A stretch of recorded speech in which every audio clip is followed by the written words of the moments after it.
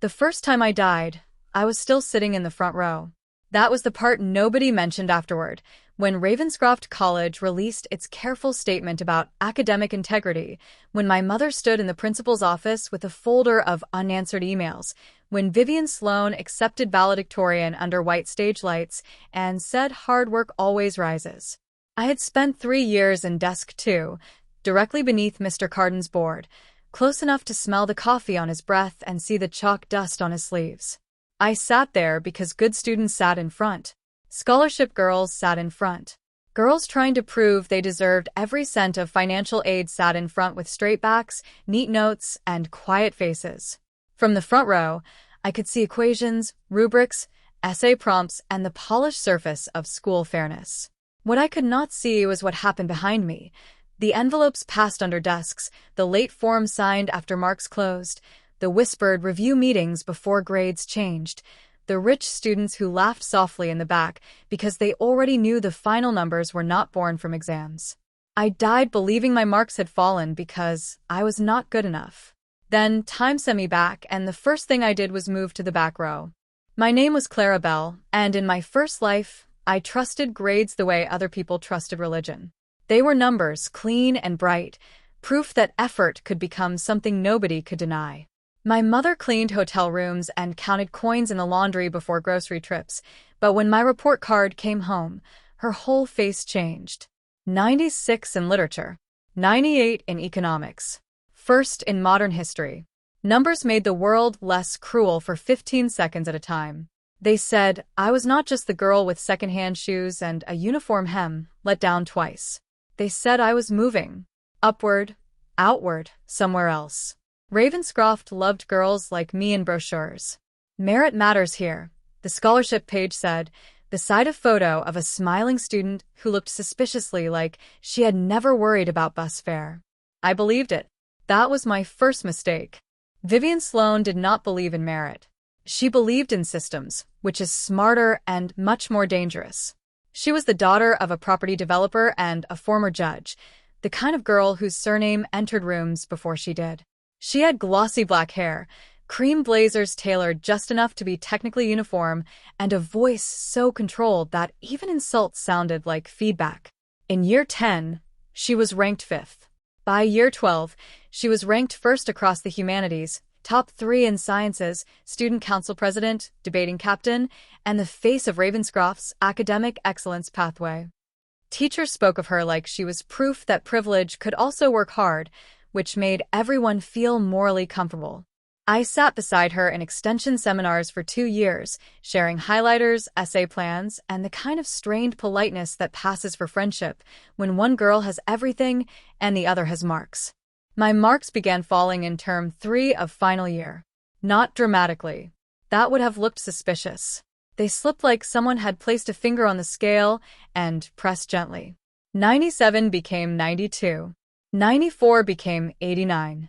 My economics essay, which Mr. Carden praised as unusually mature during draft week, returned with 86 and a comment about insufficient independent insight. Vivian submitted an essay using my exact case study sequence and received 98 for elegant synthesis. When I asked Mr. Carden what separated our responses, he tapped my paper and said, "Clara, you are technically strong, but Vivian is developing more sophistication." Sophistication. I learned that year that rich students do not steal ideas, they develop sophistication. Scholarship students repeat themselves, overreach, become mechanical, lack flair. Every lowered mark arrived with a word that made the theft sound like my failure. The secret deal behind the grades had a polite name: academic review support. It sounded like help for stressed students, and officially, it was open to everyone. Officially. In practice, you needed a parent who knew the right foundation dinner to attend, the right donation pledge to make, the right private extension consultation to book with Mr. Carden's wife, who ran a tutoring service out of a converted terrace house and charged more per hour than my mother earned in a day. Students in the review support stream received feedback opportunities.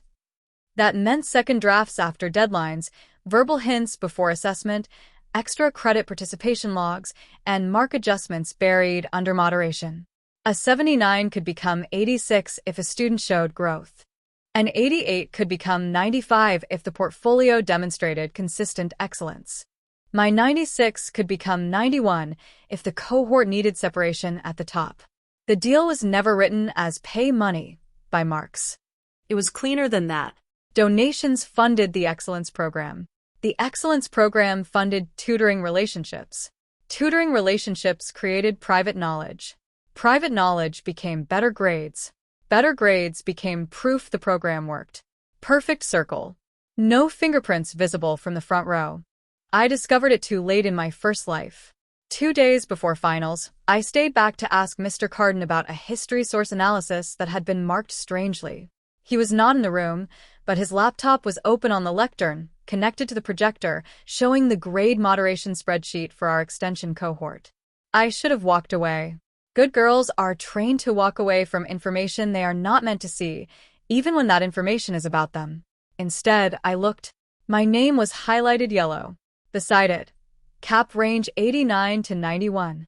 Scholarship risk? Too close to VS. Vivian's row was highlighted green. Final projected 97 after oral contribution adjustment. Foundation family. Other names had notes. Donor bracket, review eligible. Protect rank, late resub approved, not pathway. My hands went numb. The whole year appeared in that spreadsheet, not as effort, but as arrangement. I took a photo with my phone. One shaky, blurry photo. Then Mr. Carden walked in. I still remember his face before he changed it. Annoyance first, then fear, then disappointment manufactured so quickly it might as well have been muscle memory. "Clara," he said, "what are you doing?" I said, "Why does the spreadsheet say cap my grade?" He stepped toward me. "You need to put the phone down." I ran. Not far. Just to the corridor, then to the library, then to the deputy principal's office, where I tried to explain everything while crying too hard to sound credible. By the time they checked, the spreadsheet was gone. Mr. Carden said I had misinterpreted a draft moderation file. Vivian said she was heartbroken that I would accuse teachers because I could not accept losing first rank. 2 hours later, an anonymous report claimed I had accessed confidential grade records and threatened to leak them unless my marks were raised. My phone photo, the only proof I had, disappeared when my device was taken for digital review. The school found no misconduct except mine. My scholarship nomination was withdrawn for integrity concerns. My mother appealed until her voice cracked. Ravenscroft replied with 3 paragraphs about process. Vivian won valedictorian. Mr. Carden received a teaching excellence commendation. I spent graduation night in the empty humanities building because I had heard the old grade files were backed up on a staff archive drive before deletion. I thought if I could find them, I could clear my name before university offers closed. A storm had knocked out half the lights. The back stairwell was wet from a roof leak. I found the archive room unlocked, found the cabinet, found a folder labeled Moderation Review, Term 3. Then someone came down the hall. I panicked, stepped backward, slipped on the wet tile, and hit the base of the stairs hard enough to split the world into white noise. As I lay there, unable to move, I saw under the archive door a green moderation slip sliding in the draft. Someone had dropped it. My name was on it. My final thought before everything went black was not brave. It was bitter and simple. I spent my whole life looking forward and never turned around. When I opened my eyes again, Mr. Carden was writing seating adjustments on the board. The room was full of Monday morning noise, the kind that happens 1 week before finals when everyone is pretending panic is caffeine. My hands were folded on desk 2. Front row. Same worn corner. Same view of the board. Same smell of coffee and chalk. Vivian sat 2 seats away, checking her reflection in the dark screen of her laptop. The date glowed on the classroom clock display. Monday, week 9. 5 days before finals. 3 days before my history mark would be capped. 2 days before Mr. Carden's spreadsheet would exist on the projector. 1 life before my death. Folded back into a morning. My heart slammed against my ribs, so hard I thought everyone could hear it. Mr. Carden turned, smiling his tired, clever teacher smile. "All right, year 12. Last week of learning before the final push. Sit where you can focus." In my first life, I stayed in desk 2 because it was who I was. This time, I picked up my books, stood, and walked to the back row. The room noticed. Not loudly. People like me are not supposed to create loud moments. Vivian looked up first, one eyebrow lifting. Mr. Carden paused. Clara? I hugged my notebook to my chest. The front glare gives me headaches, sir. I'll sit back today. It was a weak excuse, but plausible enough. Teachers love plausible excuses because they spare everyone a deeper conversation. Mr. Carden nodded slowly. As long as you engage. I will. I kept walking past the middle rows, past the students who lived in comfort, past the empty desk near the window where nobody liked sitting because the heater rattled, all the way to the back right corner beside the old storage cabinet. The chair wobbled. The desk had someone's initials scratched into it. From that seat, the board looked smaller, the teacher looked less divine, and the whole classroom opened like a map. I could see everyone. I saw the first deal in 12 minutes. It was not money. Money would have been too vulgar for Ravenscroft. It was a cream envelope passed from Vivian to Mr. Carden when he walked the aisle during warm-up writing. She held it under her workbook, and he took it without looking down, sliding it between the pages of his roll book. From the front row, I would have seen nothing but his shoes. From the back row, I saw the envelope corner stamped with the Ravenscroft Foundation crest. Vivian did not glance around. She had done this before. A few minutes later, Mr. Carden stopped beside Oliver Grant, whose father owned half the school's new sports center, and murmured, "Your mother's confirmation came through. I'll apply the participation review after your oral." Oliver grinned without lifting his eyes from his phone. Participation review. The phrase went into my notebook with the time, 8:47 a.m. At 9:03, Mr. Carden opened the grade portal on his tablet while students worked on a practice source. His back was to us, but from the back row, I could see the tablet reflected in the glass cabinet door. Not perfectly. Enough. Names. Columns. Colors. Green, yellow, red. I wrote what I could read. V. Sloan, plus 4 oral A depending. Oh, Grant, late review approved. T. Halpern, foundation note. Clara Bell, hold.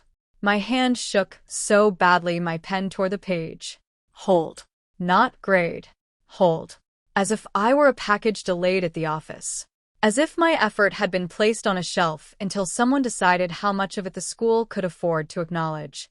Mr. Carden turned suddenly, and I dropped my eyes to the source sheet. My heartbeat filled my ears. When class ended, Vivian stopped by my desk on the way out. She wore a faint smile, the kind that suggested she had already forgiven you for an offense she had not named. "Back row?" she asked. "New strategy?" "Better view," I said. Her eyes sharpened. Of the board, of the room. For a moment, the mask thinned. Then she laughed. "Careful. Sitting in the back makes teachers think you've given up. Maybe they should check the work before assuming." Her smile cooled. "You've been tense lately." In my first life, that sentence came 2 days before the accusation. It was the opening line of a narrative. Clara is stressed, Clara is slipping, Clara is unstable. This time, I smiled back. Finals week does that. Vivian leaned closer. "Only if you're not prepared." Then she walked away, leaving vanilla perfume and warning behind her. I did not run to the deputy. Not yet. First life Clara had taught me the price of early panic. Evidence needed shape before authority would risk seeing it. So I made a back row journal. Not a diary, not feelings, not anything that could be twisted into hysteria. A log. Time, action, witness, exact words, possible meaning. I wrote that Mr. Carden accepted an envelope from Vivian at 8:41. I wrote that Oliver referenced his mother's confirmation. I wrote down every student whose marks had mysteriously risen after review support in the past month. At lunch, I sat in the library and compared public grade rankings to the Parent Foundation donor list printed in the annual report. Ravenscroft loved publishing donor names. It made generosity look civic. There they were: Sloan Family Trust Platinum Circle, Grant Development, Academic Excellence Sponsor, Halpern Advisory, Review Program Partner. My mother's name was not there. Of course it was not. She donated clean towels to a hotel chain, one laundry cart at a time. The second day in the back row, I brought a small makeup mirror. Not for my face. For the cabinet reflection. I placed it inside my pencil case, angled toward the glass door, and pretended to underline practice essays while watching Mr. Carden's desk. It felt criminal even though I was only seeing what the room had always hidden from me. At 8:32, he opened a folder marked Final Oral Adjustment. At 8:35, Tara Halpern left her seat to ask a question and returned with a blue slip tucked into her workbook. At 8:42, Mr. Carden said to Vivian, "The assembly list is final. Your rank speech is safe unless there's an audit." Unless there's an audit. I wrote it so hard the ink bled through the paper. At 8:50, he called me to answer a source question. I stood, heart racing, and gave the best answer I could. He nodded. Technically accurate, Clara. A little rigid. The room moved on. I sat down and wrote. Rigid equals word used before mark reduction? Then, beside it in smaller letters. Do not cry in class. The first person to notice what I was doing was not Vivian. It was Jonah Pike, the boy who had sat in the back row since year 9 and was treated by teachers like furniture with attendance issues.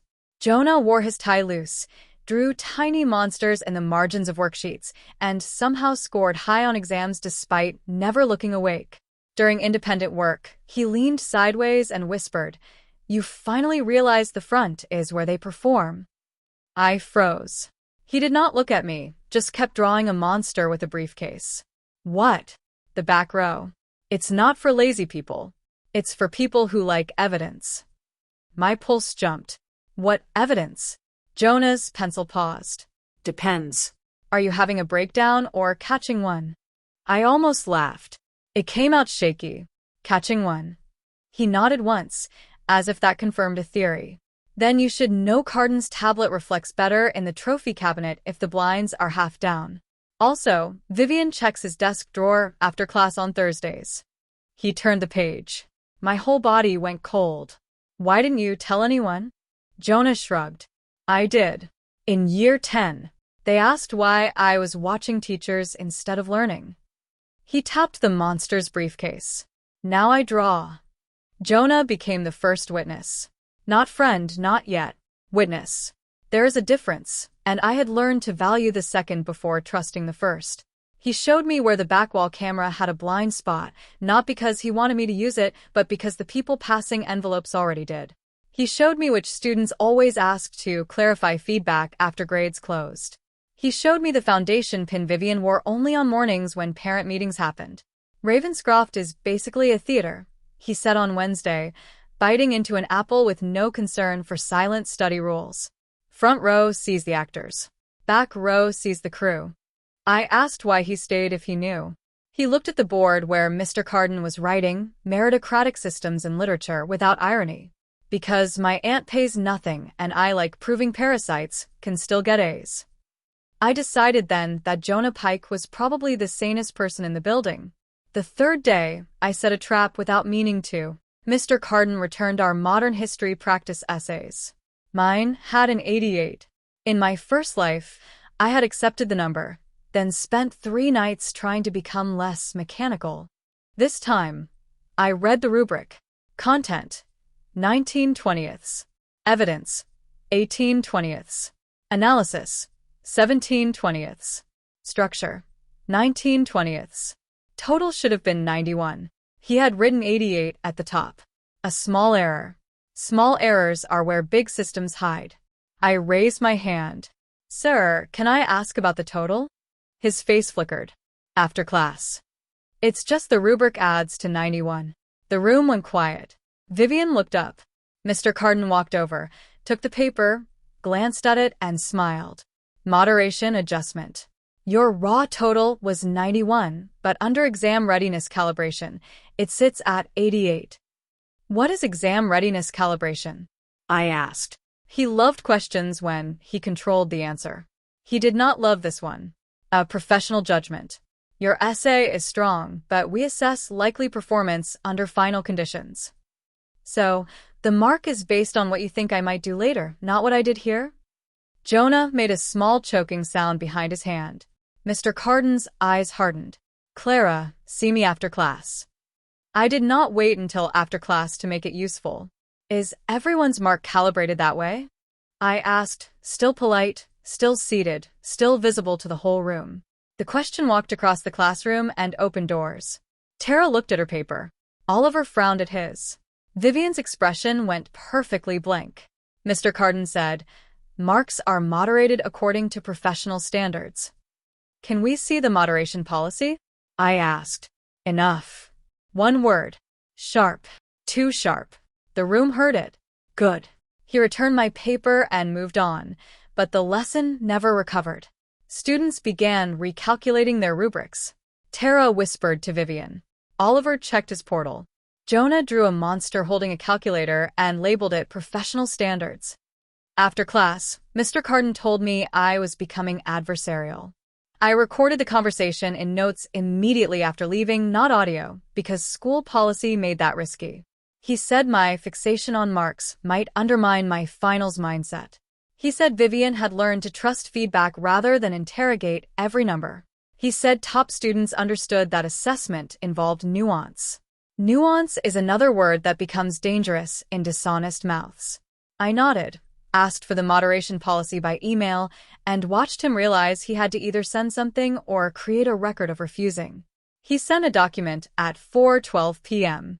It described cohort-wide adjustment, blind marking review, consistency checks, and documented justification for changes over 2 marks. Documented justification. My 88 had no justification. Neither did half the adjusted grades Jonah helped me find through classmates who suddenly cared after my question in class. By Thursday, the back row had become a small archive. Jonah brought old rubrics from his backpack, crumpled but legible. Rena, who was not in our class but knew everyone through debate, sent photos of economics marks where raw totals and portal marks did not match. Tara Halpern, to my surprise, slipped me her practice essay at lunch and whispered, "Mine went up 4 points, but I didn't ask for review." Her face was pale. My mom went to that foundation dinner. I thought the teacher just liked my argument. Not everyone benefiting from a corrupt system understands the deal. That was the sickest part. Some students were being helped without knowing exactly how, then used as proof that adjustment was fair. Others knew enough to keep quiet. Vivian knew enough to smile. That afternoon, she cornered me near the old staircase. "You're collecting marks," she said. No greeting.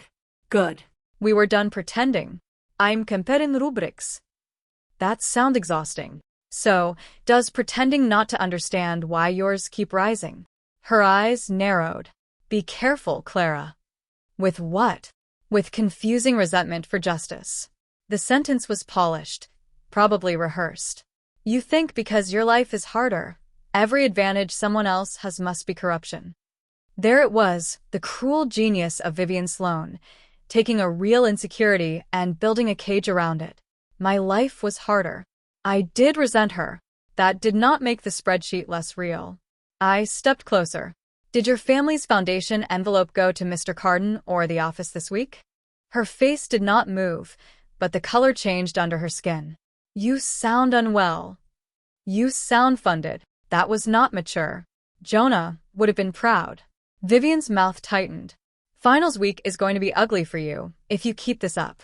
"It was ugly for me last time," I said before I could stop myself. She frowned. "Last time?" I looked away. Nothing. The biggest evidence came from the assembly list. Friday morning, the school was scheduled to hold a pre-finals academic integrity assembly where the top-ranked students would give short speeches about study habits, resilience, and honest excellence. In my first life, Vivian used that stage to position herself as valedictorian before marks were even final. This time, Jonah told me to check the back of Mr. Carden's roll book. "He keeps the speech order there," he said. "Don't ask why I know." I did not. When Mr. Carden left the room during first period to take a call, Vivian stood too quickly and moved toward his desk. Not alone. Oliver blocked the aisle with a fake question to a friend. Tara Wacket, horrified. I saw it from the back row. Vivian opened the drawer, removed a folded sheet, checked it, photographed it, returned it. Smooth. For seconds. From the front row, invisible. From the back, a performance under light. Jonah whispered, "Crew, meet actor." My hands were shaking, but this time I did not freeze. I raised my phone and photographed the reflection in the cabinet glass. Vivian at the drawer, roll book open, speech list in hand. Blurry. Enough. She saw the phone as she turned.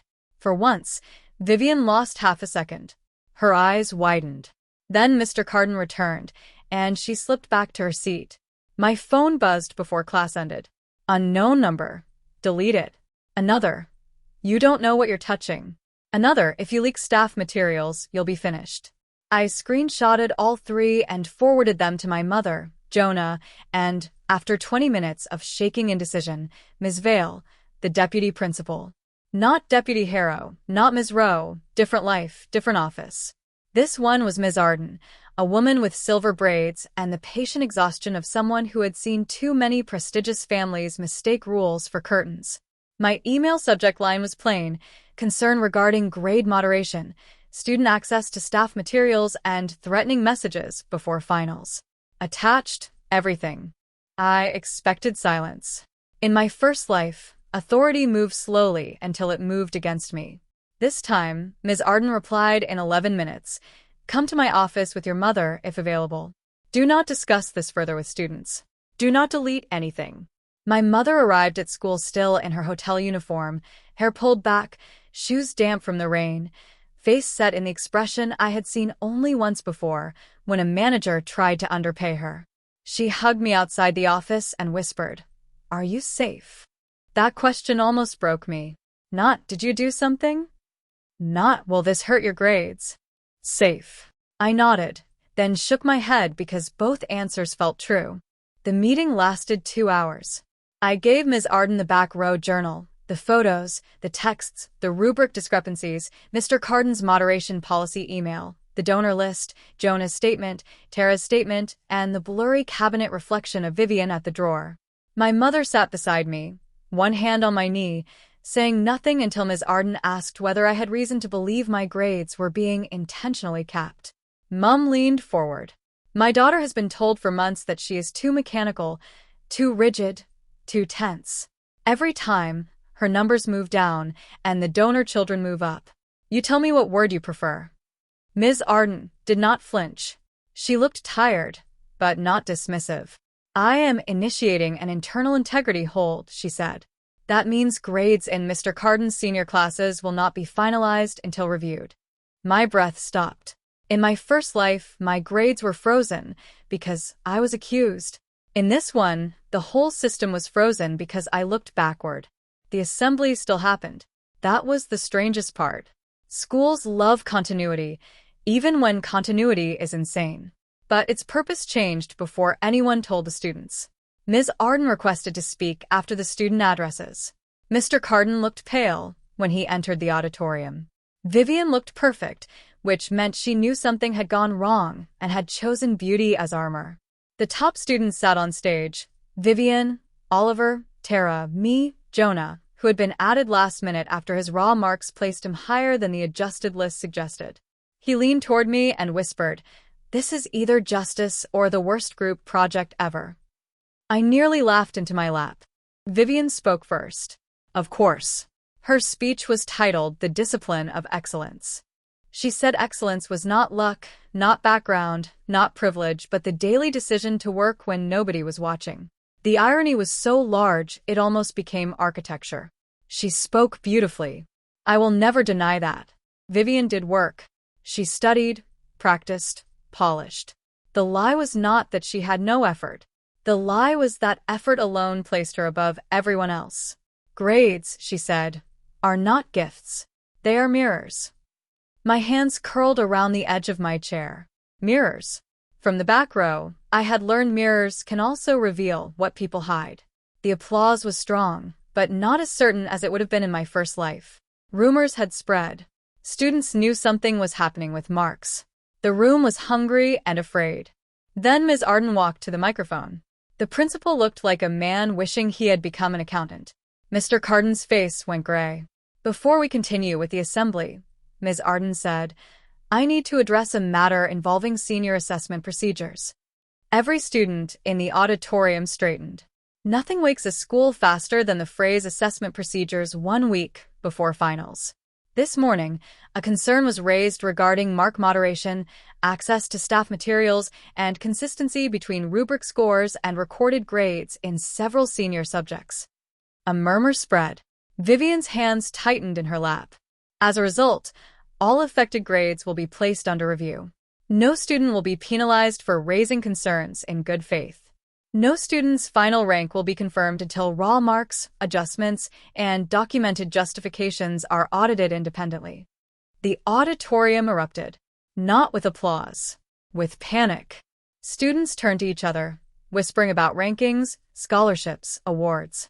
Oliver looked at Mr. Carden. Tara covered her mouth. Vivian stood. She should not have, but panic has its own legs. Ms. Arden, she said, voice clear enough to carry. With respect, this is incredibly disruptive before finals.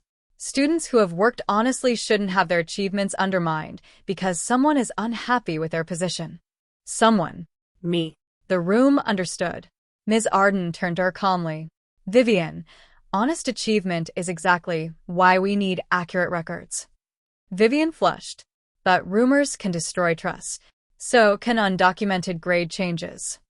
That sentence landed like a slap wrapped in policy language. Mr. Carden stood then too, which was even worse for him. Deputy Arden, perhaps this is better handled privately. Ms. Arden looked at him. It was handled privately until students accessed staff materials and threatening messages were sent. The auditorium went silent. There it was. The secret deal had entered public air. Not fully named, not yet, but breathing. Vivian sat down slowly. Too late. Her earlier speech about work when nobody was watching had just collided with the fact that someone had finally watched. Ms. Arden continued, students with concerns about their marks may submit rubrics and feedback records by 4 p.m. today. A staff member independent of the original marking process will review them.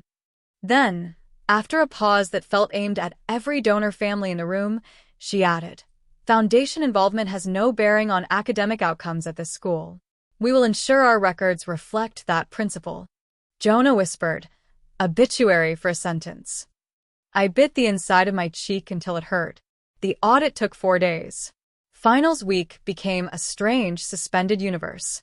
Exams still loomed, but everyone was also digging through returned assignments like archaeologists of unfairness. Students who had never questioned a mark suddenly discovered arithmetic. Parents called. Teachers panicked. Mr. Carden went on temporary leave after Ms. Arden found grade adjustments over 2 marks with no documented justification in 31 cases. Vivian's oral contribution adjustment had no assessment note, only a green foundation marker. Oliver's late review approval was signed after the deadline by Mr. Carden using a form backdated 3 days. Tara's grade increase was reversed, which made her cry, not because she lost points, but because she realized she had been used as evidence of fairness, without consent. My history mark rose from 88 to 91. My economics essay rose from 86 to 94 after independent marking. Jonah's modern history portfolio rose from 82 to 92, and he spent the whole day saying, I knew I was hot academically, until Rena threatened to report him for emotional pollution. The deeper deal emerged slowly and uglily. Mr. Carden's wife's tutoring service had not officially sold grades. It sold alignment coaching to families connected through the Ravenscroft Foundation. Students in that coaching received assessment language, likely rubric emphasis, and post-return review templates. Their parents donated to the Excellence Fund. Mr. Carden sat on the internal moderation panel. Vivian had acted as student liaison, collecting reflection forms from pathway students and placing them in Mr. Carden's drawer before adjustments. She claimed she believed it was a legitimate support process. Maybe part of her did. That was the most poisonous kind of corruption, when beneficiaries convince themselves the door is open because they deserve the room. The school's lawyers chose careful language. Conflict of interest. Undeclared private tuition relationship. Improper access to assessment records. Inconsistent moderation. I chose shorter words in my head. Secret deal. Vivian confronted me once before finals began. Not in the hallway, not with an audience. She waited near the back staircase after school, where rain traced silver lines down the windows. For a second, the first life stairwell flashed beneath my feet, the wet tile, the fall, the green slip under the door. I stopped far enough away that she could not touch me. She looked exhausted for the first time since I had known her. Still beautiful, but the kind of beautiful that has realized lighting is not law. "You think you exposed corruption," she said. "I did." Her mouth tightened. "You exposed everyone." Tara. Oliver. People who didn't understand. Teachers who were trying to help students manage pressure. My mother's foundation funds half the programs you use. There it was, the old bargain spoken plainly. Be grateful for the building, ignore the price hidden in the walls. Funding a library doesn't buy the right to rewrite grades, I said. You're naive. Maybe. I stepped closer. But I know how addition works. Her eyes flashed. Do you have any idea what this will do to my applications? I thought of my first life, my withdrawn scholarship, my mother's unanswered emails, the stares. Yes, I said. Ido. For 1 second, I thought she might apologize. Instead, she said, "You only care because you were losing." It was meant to wound. It found flesh. Because yes, losing made me look. I had believed the system when it rewarded me. I only investigated when it hurt me. That truth sat heavy inside my chest. You're right, I said. Vivian blinked. She had expected denial. I should have cared before it hurt me. But you should have cared while it helped you. Her face changed, not into remorse, not fully, but into the discomfort of a door opening where she expected a wall. She looked away first. You'll never belong here, she said quietly. In my first life, that sentence would have broken me. In this one, I almost smiled. Good. Maybe that's why I could see it. Finals began under new rules. Independent invigilators. Sealed exam packets. No teacher-controlled final readiness adjustments. Raw marks recorded before moderation. Students joked that the exams felt like entering a bank vault. I wrote each paper with a steadiness I had not known in my first life. Not because I was no longer afraid. I was terrified. But fear without confusion is different from fear inside a lie. When a question was hard, it was hard because the question was hard, not because someone had already decided how far my answer could rise. That mattered. On the modern history final, a source question asked whether social systems maintain power through visible rules or hidden relationships.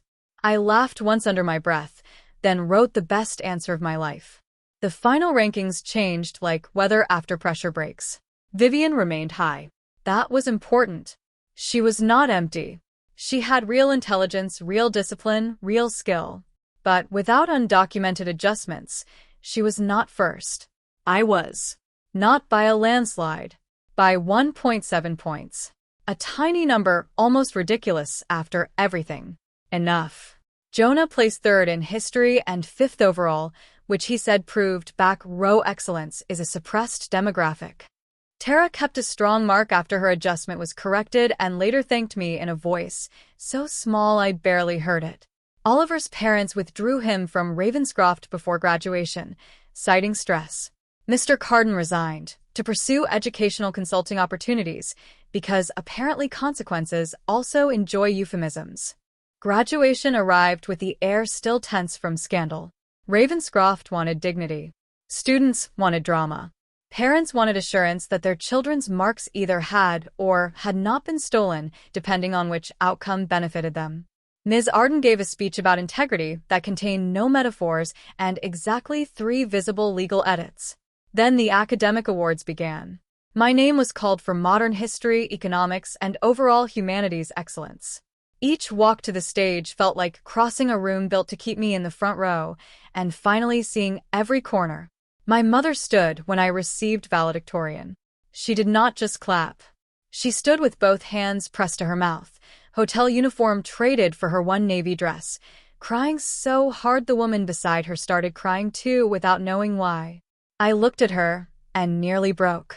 Numbers had once been the only language Ravenscroft respected. This time, The number said what we had known all along. I had earned the place before anyone moved the line. Vivian sat in the second row. She clapped. Not warmly. Not falsely either. Her face was unreadable. When the principal announced that the valedictory speech would be given by the student with the highest independently audited academic ranking, a murmur moved through the hall. I walked to the podium with my notes in hand. Not a stolen speech. Not a revenge rant. Though believe me, I had drafts. I looked out at the school that had nearly buried me under its own polished language and said, for a long time, I thought fairness meant sitting in the front row, doing the work, and trusting the mark at the top of the page. The hall stilled. This year taught me that fairness is not a feeling. It is a record. It is a process clear enough that no student has to guess whether their effort was measured or managed. It is a school brave enough to check its own systems, not just its students. Ms. Arden looked down, maybe hiding a smile. I am grateful for every teacher who taught honestly, every student who asked questions, and every person who shared evidence when staying quiet would have been easier. Merit matters only when the path to it is visible. I paused. So my wish for the students after us is simple. Do the work, yes. But also look around. A fair room should survive being seen from the back. The applause came slowly at first, then fully. Not everyone loved it. Good. A speech that comforts everyone usually tells no truth. Afterward, in the courtyard, Jonah bowed deeply and said, "Front row propaganda has fallen." My mother hugged him because she knew he had helped, which made him panic and whisper, "I'm not emotionally licensed for this." Tara gave me a card with 2 words inside. "I'm sorry." I kept it. Vivian did not approach until the courtyard had thinned and evening light turned the stone buildings gold. She stood beside me near the old notice board, holding her graduation program. "You gave a good speech," she said. It sounded like it hurt her to be honest. "Thank you." She looked toward the auditorium. "My mother says we're considering legal options." "Are you?" "No," that surprised me. She saw it and smiled faintly. I'm tired, Claire. For the first time, she sounded 18.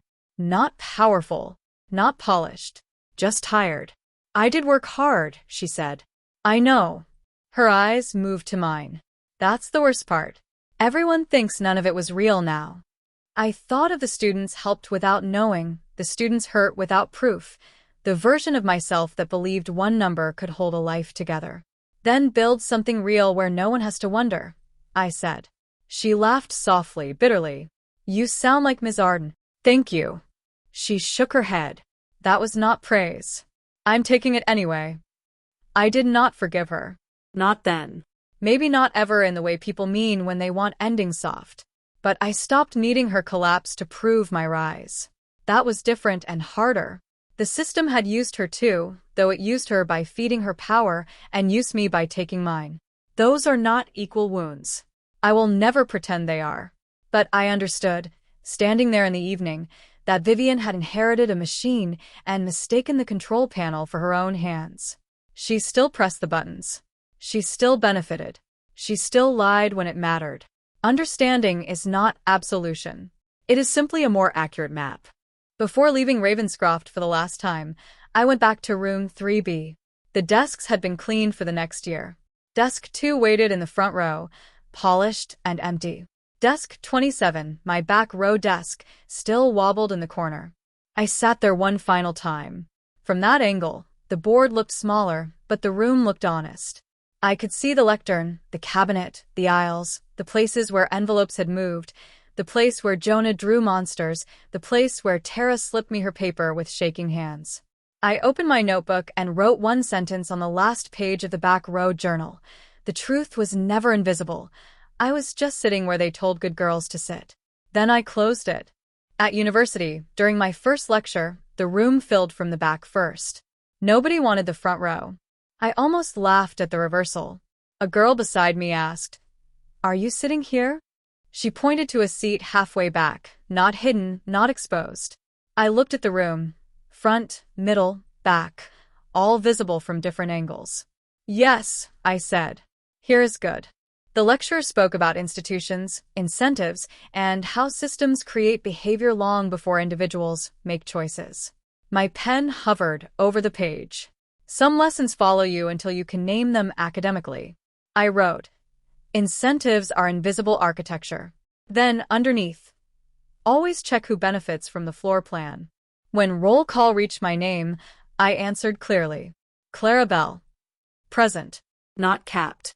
Not held. Not adjusted into someone else's story. Present, with my marks audited, my back row journal saved, my mother's tears dried on my graduation photo, and the knowledge that changing seats can change more than your view of the board. Sometimes it lets you see the whole machine. Sometimes it shows you the secret deal behind every grade. And sometimes, if you are brave enough to stop proving you belong in the front row, the back of the room is where you finally learn how to make the truth turn around and face everyone.